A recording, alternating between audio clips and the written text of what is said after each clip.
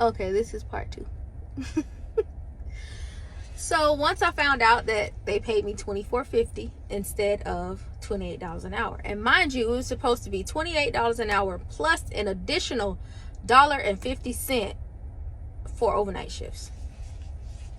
So not only did they pay me the wrong rate, they still did not pay me the $1.50 for the overnight shifts. But I digress. So I call the director of nursing.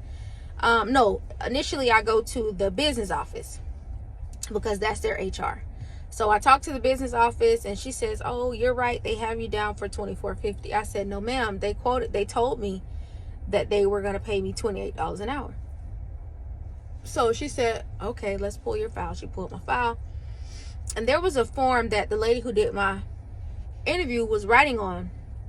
And by the time I left, she only had my experience and basically the days that I wanted to work on my on the paper. It was like this, copy paper that she was writing on.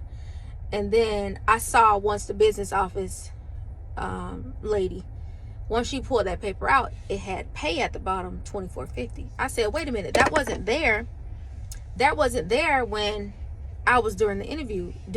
I said, "Because I would have declined the position because I even asked them for $29. So there's no way I would have accepted this position for $24.50.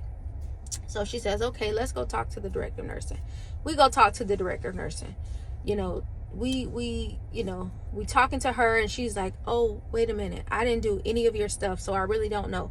I said, "You didn't do any of my stuff, but you do know because we called you into the room because I wanted to ask you if you could do 29 and you told me you could only do 28. I said, "So," and she was like, "You're right. Tony looked at," she was like, the young lady looked at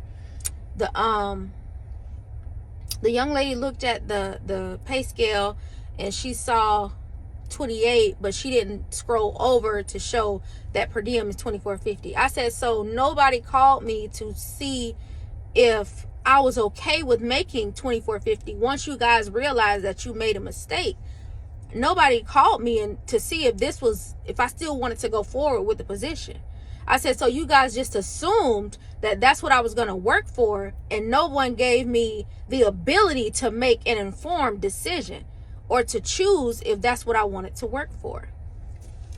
So long story short, she said that she was going to reach out to her corporate boss to see if they could go ahead and give me the 28. She was like, "Please don't quit. Let's just see if I can get you the 28. Keep that in mind. Part 3.